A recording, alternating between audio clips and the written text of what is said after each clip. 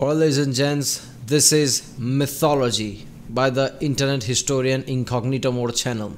I was about to tune off for the day, but then I saw that internet historian released a video, and I'm like, damn! I just reacted to one of his videos just a few days ago.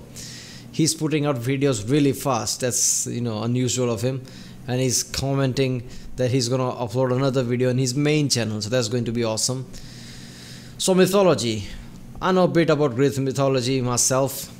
I know a lot about Greek mythology. I won't say that I know everything about it because it's so vast, but I know a lot about it. So Greek mythology, tales of Gilgamesh, of Hades, Zeus, Poseidon. One of the most famous mythologies, Clash of the Titans. It's not just a movie, it's one of the origin mythology. So basically there was darkness and chaos before there was anything. Out of chaos the earth was created, mountains were created, sky was created, sun was created. That's the mythology. In that sky is Uranus. I know how to pronounce Uranus. So sky, basically, which is Uranus, came together with earth. Basically they had sex, so came together with earth and created the children, Titans. Uranus was basically worried that his kids, Titans, would overthrow him, so he basically trapped them inside the earth, encased them somehow. Then one of the Titans, Kronos, toppled Uranus. So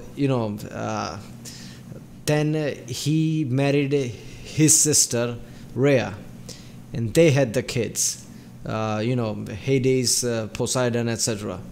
There was, I think, 5 of them. So they had kids, but Kronos had the same fear Uranus had. So Kronos, basically what he did was ate his children, as you do. And then Rhea was about to give birth to her last kid, but she knew that Kronos is basically going to eat that kid. So what she did was gave him a rock in some kind of blanket or something, who knows, and gave him like, this is your kid, and he ate it. And she basically deceived him, thinking that he ate the kid too, last kid, but she gave birth to that kid in some mountains, and that kid was Zeus. So Zeus got bigger. Then he went to the Kronos, gave him some kind of drink, and he vomited all the kids out, because obviously they were all intact, in perfect shape. They didn't get digested. So all the kids came out, and all the gods band together and fought Titans. They defeated the Titans. War lasted a long time, and the gods became the rulers. There was also some talk about defeating giants too, but that's the gist of it. So that's basically Clash of the Titans. There are tons of stories like that, tons of mythology. If I start talking about it, only the intro is going to take an hour or something before I even start the video. So let's watch how many mythology internet historian covers in this one. It's a half-an-hour video, thank God. So let's watch it. Mythology. Mythology. What is mythology? Everyone get down, this is a mythology. Is this a mythology? Take me to the treasure room, I want to see it. I will speak the magic words. Open sesame. I knew they were hiding it. Anyway, here's that deposit I wanted to make. Aha! What's this? The mythological Holy Grail? I won't be needing this for another 6 months. All this and more on this episode of In the Quarantine. Do you know the story of Orpheus? Is that the guy that travels down to Hades? Exactly, yeah. Yeah, I know this one. Yeah, this is a good one. Okay. Everyone loves this theremin player, including, what was her name? Eurydice? Eurydice. Okay, yeah. And they fall. This is a good story, but the ending I felt was extremely stupid and lackluster. So let's watch. In love, and all is well. So she's a beautiful woman, and he loves her very much, and he plays beautiful music for her, and the music makes everyone happy, and it's more than just that. It also encourages things to grow, and everyone loves this dude. And his lady walks off, goes into the forest, and there, I think she's running away, and she gets bitten by a snake. She was in a NordVPN ad. It was region locked, so they couldn't suck out the poison, and so she died and she went down to Hades. He named it after himself, which, Yeah. that just saves time, I suppose. It might be a little bit confusing. Oh, I'm Yeah, but most of the time in mythology, it's always referred to as underworld. Rarely people says Hades. going to Hades. Oh, how was he? Oh, well, I didn't actually see him, but I went to his house. So Orpheus finds his wife dead and is stricken, so he has to go get his wife back from Hades. So he walks to Hades through like a hole in the ground, I believe. Yes. He goes down these thousands and thousands of steps, and he reaches the river Styx, and there he sees the boatman. The boatman. I like to think of the boatman with like headphones on. He's not really that enthusiastic about his job. No, well, why would you be at that point? Yeah, same old, same old. Arr.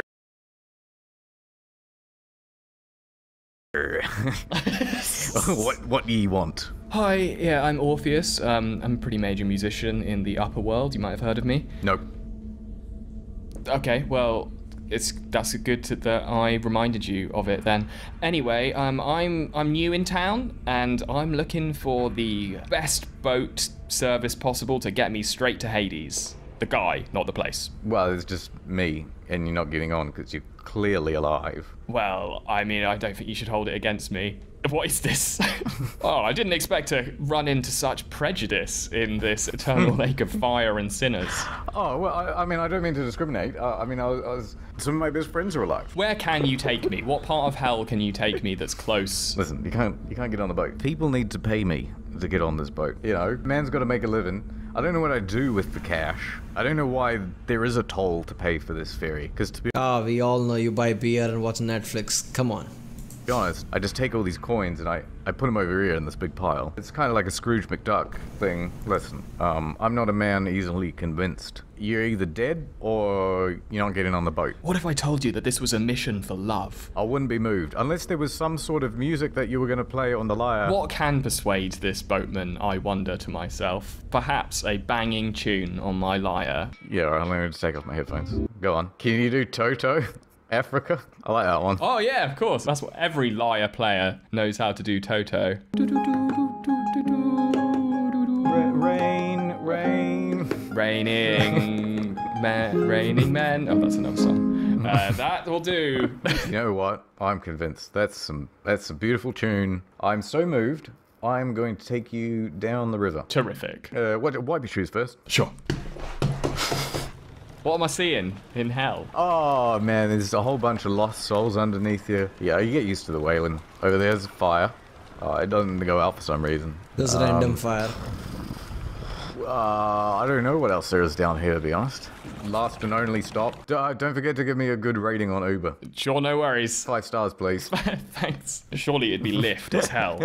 What, no tip? There's bottled water in the back. I would have given a tip, but the whistle-stop tour of the adulterers lining up in front of a little guillotine really bummed me out. So, Oh, sorry. That ruined the Sorry, whole you trip. get down to Hades. Fee fi fo fum, who's this? great Lord Hades, it is I, Orpheus. What? He just arrived at Hades? What about the Cerberus, three-headed dog who guards the gate of the underworld? I thought there would be some clever thing internet historian would show about him. He somehow sings to him to sleep or something, and then gets in. Yes, famous musician of the overground. Who? Don't worry about it. People know me. It's okay. Anyway, I'm here for my girlfriend. You've got her, and I'd like to take her back to the top world, please and thank you. I don't think so, actually. Once someone comes down to Hades, they don't ever leave. And my wife's here to back me up. Oh, yeah, no, actually, you don't get to leave. And you know what? I'm a pretty big deal. So I'm going to have a second wife. And you know what? Her name's going to be Eurydice. What? Oh, Hades, you're out of line. 2 wives, innit? Twice as good. Oh, but she's my wife. Well, Innit? I'm in charge. That's true. But I feel like I can persuade you by Toto in Africa. Okay, alright, cracking tune. You know what? I think it's good.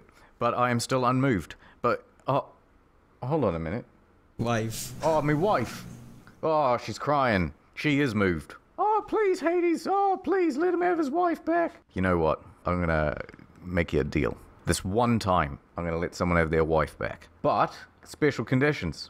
she's going to leave behind you, and she will not make any noise whatsoever. But you must not turn around to see that she is there. And if you do turn around, then she will be mine forever. I'm just making notes as you say this. So, got it. This is the most stupid things I've felt. The story always progressed. When I first heard about this story and read about this story, I'm like, okay, there's gonna be some great thing. But no, it's just basically, don't turn around or she will go back to darkness. She won't come out with you. He goes all the way to exit and just like, maybe he's duping me, and just looks behind. At the end, she just goes back, and that's the whole story. I mean, like, come on, man.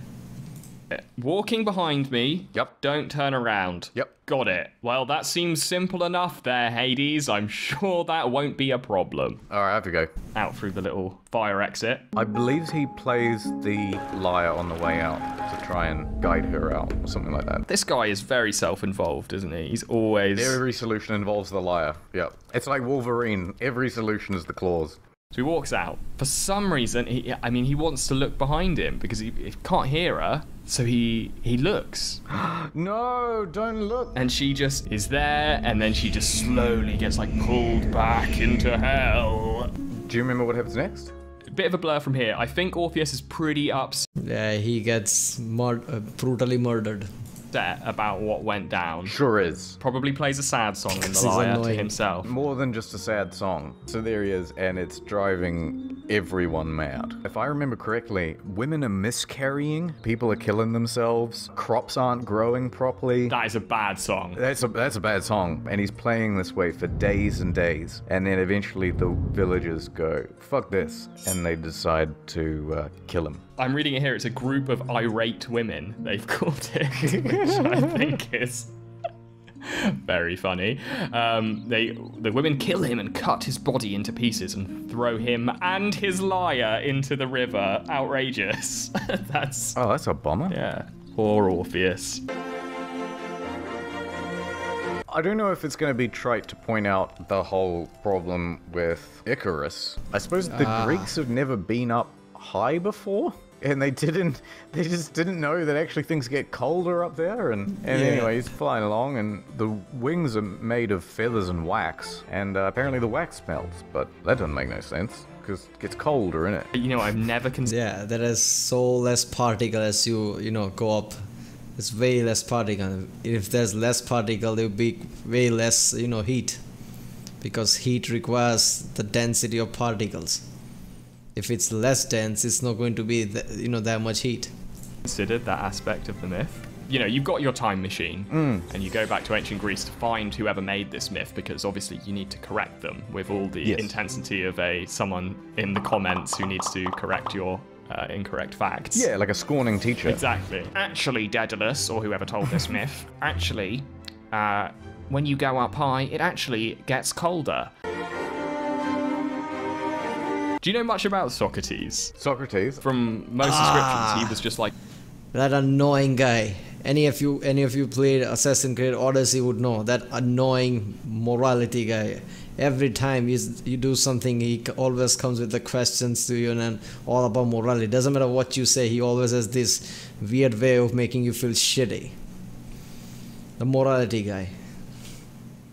Like a rambling madman who walked around with no shoes on, but everyone thought he was pretty wise. There were people who were more... How is this mythology though? This is an actual person existed, and this is an actual history.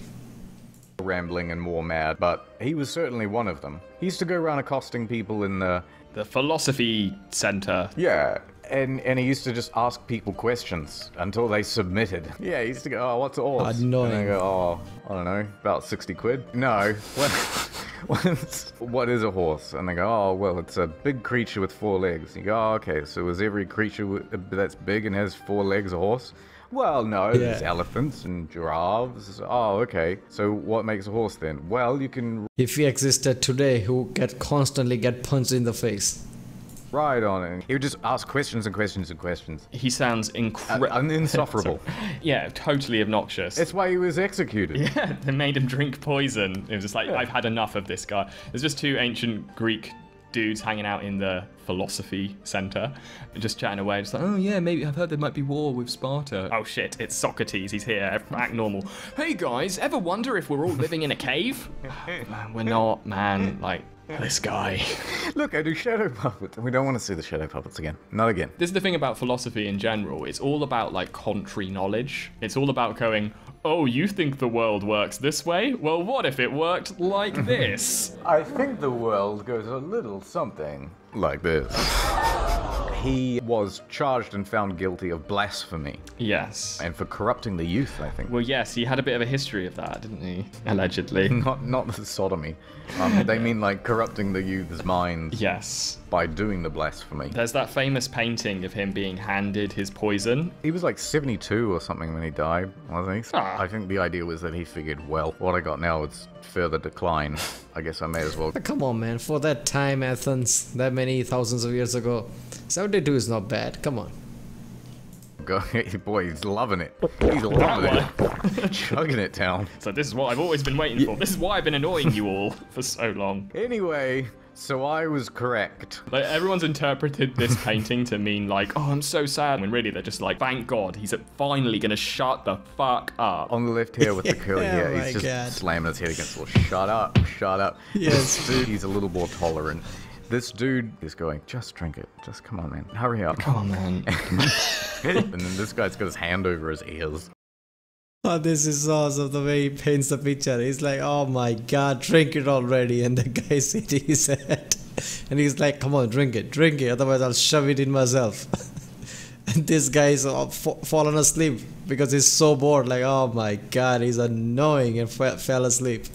Yeah. Yeah, he actually does. Just like, this guy has got to go. Anyway, so that's the reason why Season 8 of Game of Thrones wasn't actually that bad. Fuck. Don't throw rocks in a glass house. Never quite understood the meaning of that How is that a phrase. mythology? What, glass houses? Yeah, so why shouldn't people... I mean, obviously, they shouldn't throw rocks in a glass house to break the glass, but what are they... What kind of behavior is that supposed to... It's a thing against hypocrisy, so a small amount of criticism in return could also do a huge amount of damage, because the person who's living in the glass house is guilty of so much. That's what I was missing. Guilty of walking around in just a t-shirt. Not completely naked, a t-shirt. Yeah. I just think that's more offensive. We can do fables, right? Yeah, let's do fables. Yeah! Okay. There you go.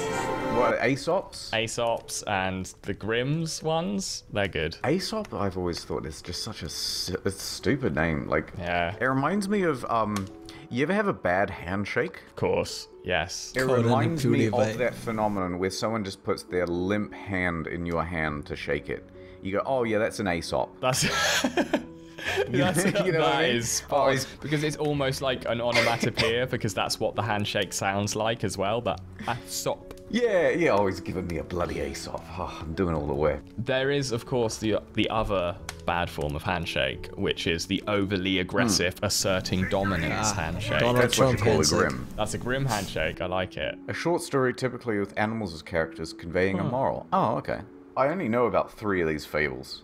Maybe 4. Okay, so there's the turtle and the hare, the scorpion and the frog, the fox with the grapes. Oh, I don't know and that there's- one. You don't know sour grapes? No. Oh, is it where the term comes from? Yeah. Okay, so oh, this is nicely Yeah, it's a presented. lovely little Look at this. website. Read.gov. Oh, God, this is what the government wants Okay. you to read. Government-sanctioned mythology right here. Don't listen to them. A fox one day spied a beautiful bunch of ripe grapes hanging from a vine. The grapes seemed ready to burst with juice, and the fox's mouth watered as he gazed longingly at them. The bunch hung from the high branch, and the fox had to jump for it. The first time he jumped, he missed it by a long way. Alright. So I'm watching an internet historian video. Internet historian whose secondary channel which has over 1 million subscribers. And I'm at the point where I'm reacting to a video which is talking a simple children's fable.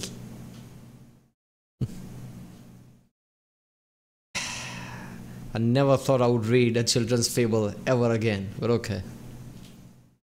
So he walked off a short distance and took a running leap at it, only to fall short once again. And again he tried, but in vain. Now he sat down and looked at the grapes in disgust. "What a fool I am," he said. "Here I am wearing myself out to get a bunch of sour grapes that are not worth, grasping for." And he walked off very, very scornfully. Yeah, so he's like, "Well, I fucking want it anyway. You bitch grapes, There are those who pretend. So that's where the term sour grapes comes from. I didn't know that. That's actually a really good story. Alright, we're going to look at some images, and you tell me which myth this is from. This is going to be like a quiz. Audience, you can join in on this one. Mythbusters, if you... Oh, wait, that one's taken. Myth Destroyers. Myth Pounders. Okay, what's that? That's an underworld story, for sure. Yeah, this is those three ladies what only share an This is that one. There was in also the movie, it even says here, the Sister of Fate. Yeah, the three Sister of Fate with one eye. This is also in the movie, I think, Clash of Titan or Wrath of Titan. I'm not sure. That's the one this is. Sister of Fate. Oh yeah, I remember hearing that as a kid. I haven't thought about that myth since I was a kid. It's super creepy. And so everybody's life has a string, and then they cut the string. What? It's no good. They've got the titles at the top here. All right, look away. I would have got that one anyway. It's fine. All right, who's this? Oh, it's thingy. Pandora's Box, I think. She's got a box. I know who she is. I've seen that box before. Oh, okay. Look at this one. Hey, who's this? Perseus. Well, that's and Medusa's head in the middle. So, who cut off Medusa's head? I'm not giving you any clues. It's in another episode in the field. You should it's know a movie. This one. Oh, a real fan would know. Yeah. Perseus. Yay! Who's this? Old guy dying. Yep. Authority figures there. Lots of people are trying to kill him. It's Jeffrey Epstein. Murder of Jeffrey Epstein. You got it. That's accurate. Next one. Who's this fella? Hercules. Hercules. Yeah. I wouldn't. Alright. Why is he fighting naked? Is he trying to kill it or... Alright, let's just move on. Not be fighting a lion nudes. Ad time. Oh, this is gonna be awesome. Activate. This is a message to everyone out there. Our privacy's in danger. We have to do something. 68% off a 2-year plan. Protect your internet privacy. International content. Plus a free extra month.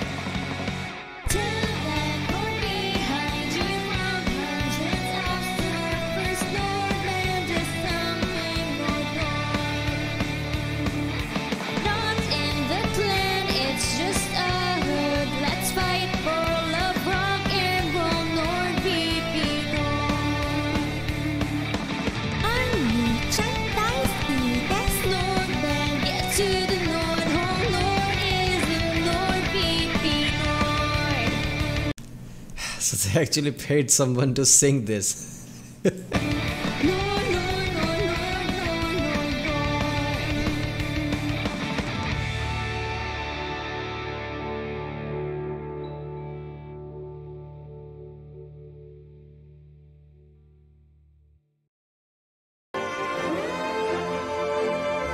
David and Goliath? I think that one's pretty good. What's the moral of David and Goliath? I think it's supposed to be about sort of overcoming the odds. But I've heard an interpretation by Malcolm Gladwell that I thought was really good. Have you ever heard this one where it's like... I don't think I have. What does Gladders say? You've got two armies, and you're crossed from one another on a field. You're there in the Bronze Age. You're about to stab each other with these horribly blunt weapons and hurt each other and maim each other. And, you know, you might have 2,000 troops on one side and 2,000 troops on the other, and you're all fairly evenly matched. The idea is that, you know what, instead of 4,000 of us getting potentially injured or killed, we'll take our strongest fighter and put him on the front lines, and you take your strongest fighter and put him on the front lines, and these two will duel, and whoever wins the battle. So that's really good diplomacy. I think we should do that now. It is a good idea, right? His argument is that actually... I don't think that's just an argument. People did that back then.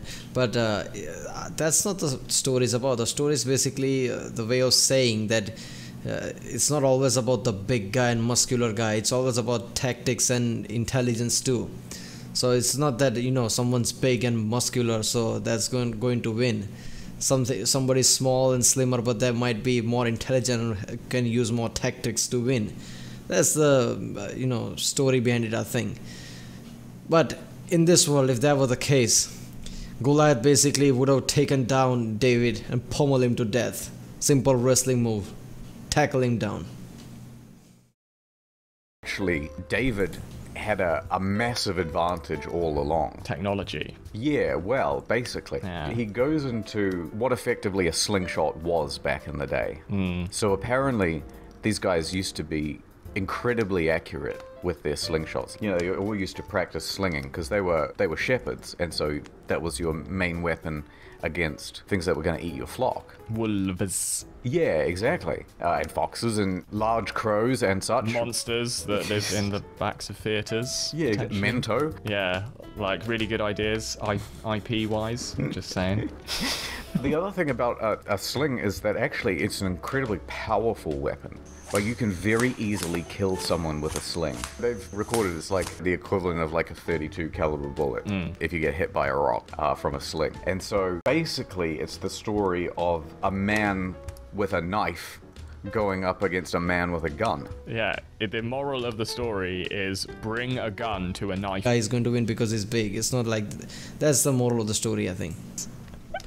That is the lesson according to Goliath, if you take his perspective. If David comes along and he goes, oh, you know what, I'm the toughest fighter from my village, and then Goliath's like, oh, I'm gonna fuck you up, kid. And then David goes, oh, I Sorry. found a stone, look at this.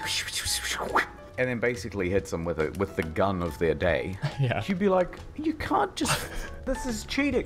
And everybody charge, You're right, it was like set up like this samurai duel of honor, and this kid walks up and hollows some guy's head out in front of everyone. To be fair though, it's consistent with David's character. Do you know what he ends up doing after this? Becomes goes on king. massive bender. He does do that, invades loads of places, becomes king. Oh, right. Yeah, so a bit of an Steals upgrade from someone's shepherd. wife. Becomes Yeah. king of Israel. And then he spots a woman that he really likes far away, taking a shower from his palace, and he's like, I like her. Really? Yeah, he sees this beautiful, I've never seen a woman that beautiful before. This is a part of the story that I've never quite understood about, is that he sees this woman bathing from his palace, so I Yeah, don't how know does how he do he's that? managing that. But Well, she's living in a glass house. there we go, explains it, perfect.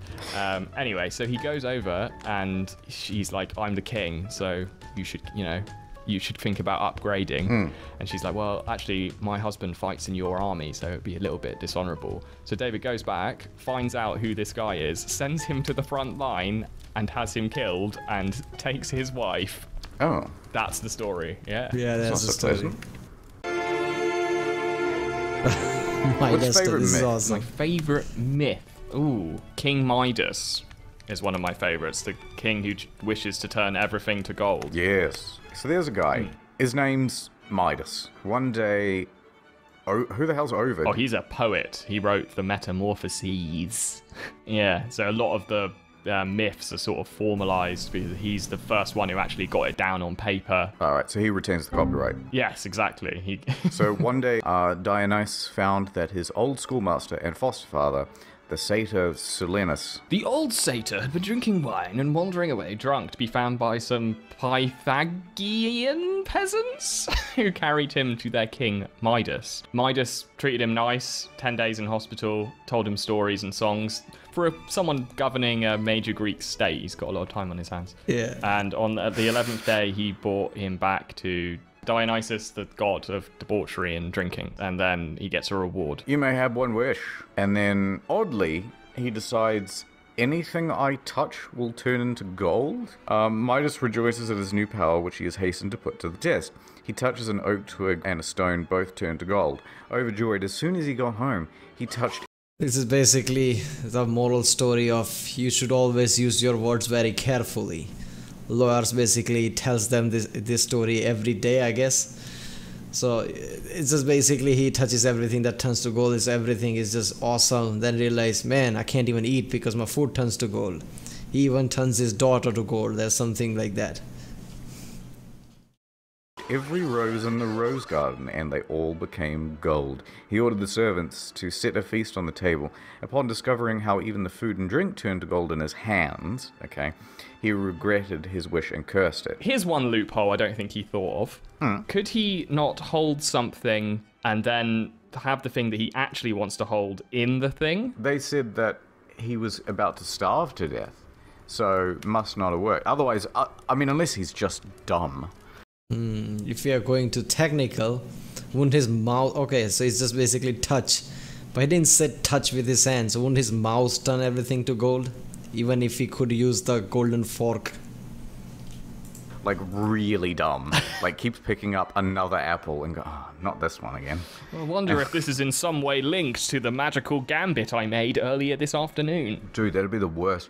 Could you imagine, like, testing all that stuff? Because I suppose you'd go, like, I'm so hungry, I guess I won't use my hands then. So you get some chopsticks, and you start putting stuff in your mouth, and then it touches your lips, then it just turns to gold. That would be the worst. Does gold just taste like pennies? Because it's gold, I assume it tastes better than the inferior metals. Yeah, I think it's got, like, even less flavor than, pennies. It's just pennies. There's nothing worse. You're in a situation and you accidentally taste pennies because you know something's gone wrong. It's like, not the penny taste. Hold on, so is he turning the air particles that go into his lungs into gold? Because you're breathing in bits of dust too. Surely they would turn to gold. Yeah, that's a good point. If we are going really scientific and technical, what about the air particles that he doesn't just breathe in, that is around him? His skin touches all the air particles, so doesn't it turn all the air particles into dust of gold or something? Won't that systematically change every single air around it and eventually of the planet into gold, systematically killing every species on the planet? How is his feet not turning the ground into gold? Yes, so I think particles or maybe gases are exempt from his gold touching powers. No, wait, his clothes, the clothes on his body, would instantly turn to gold then, you would think. You would think. I think, as is the nature of myths, I think they have to Alright, whoever created this myth did not go very scientific about it. Sacrifice a bit of conceptual clarity, and when you have a character like the Hulk show up, like, he's always got to break his clothes in the right way, otherwise you just have to have a bit of exposition in every film of just like, oh, do you see the Hulk's cock? Yeah, it is distressingly big. I'm scared. It's exceedingly muscular, foreskin and scrotum. The loophole is necessary for storytelling as well as everything else, I suppose. Yeah. Bro, it's... No, never mind. Yeah, I'll throw that thought away.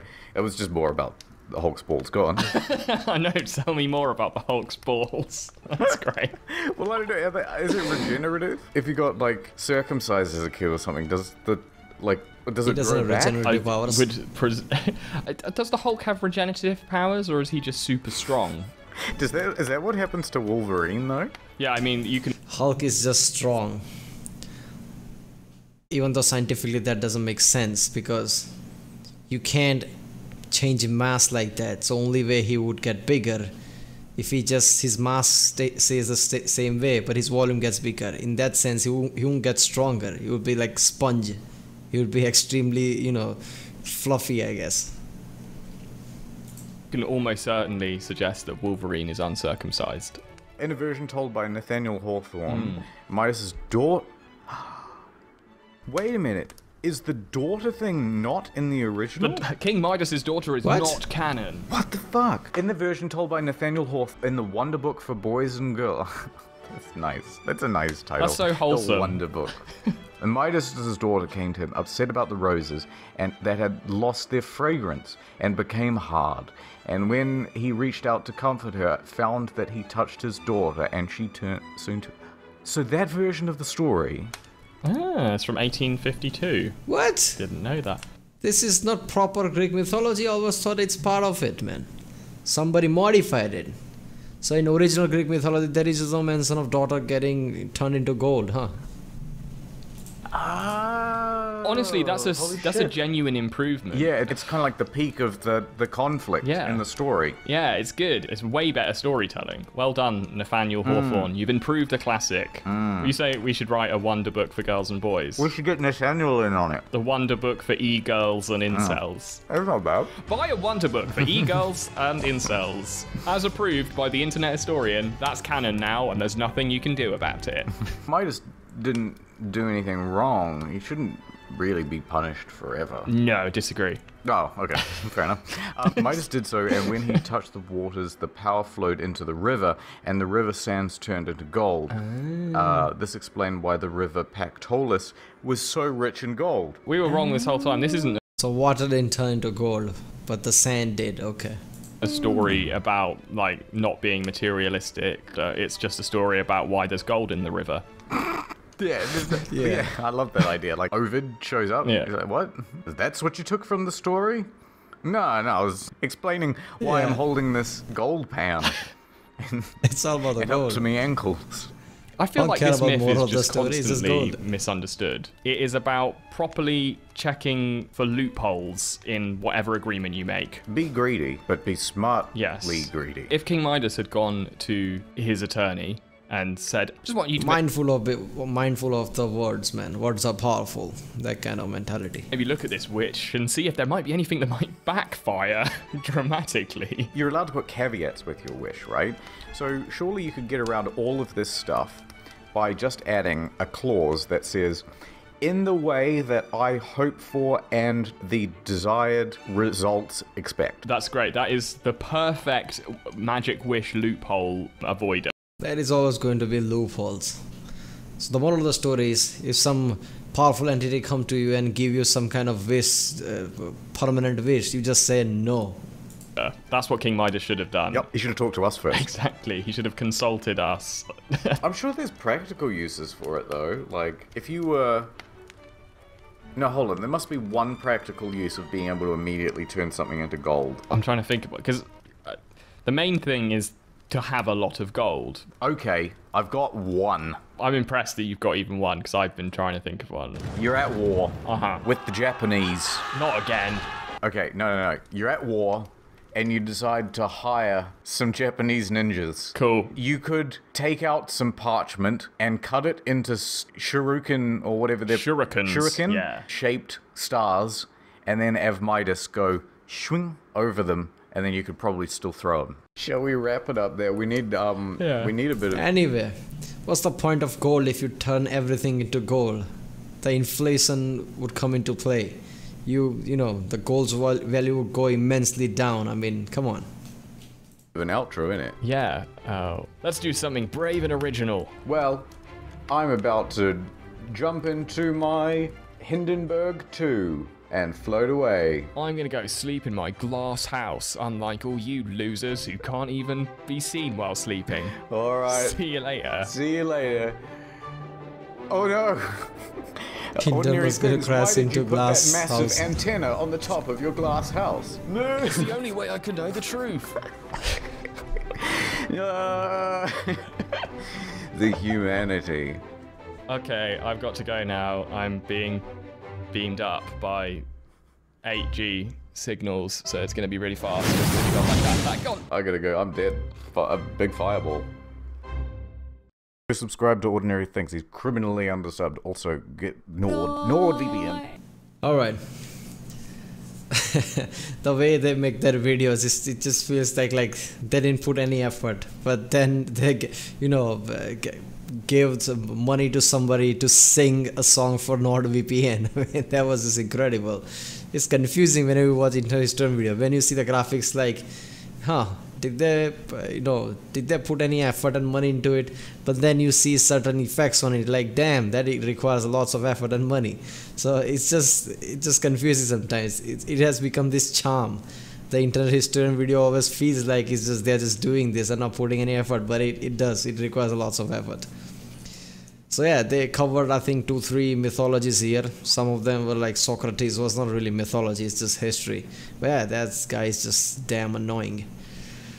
There's lots of... I hope he does a part 2 of this, because there are lots of mythologies that he can get through. It's just awesome. When I was a kid, I was really fascinated by Greek mythology, and I learned a lot about them. It's fun. I was one of the few people in my friends circle when I watched Clash of the Titans. They're like, They recognize some names like Medusa and things like that, but I knew everything that was happening because I knew a lot of our Greek mythology. This was a good video.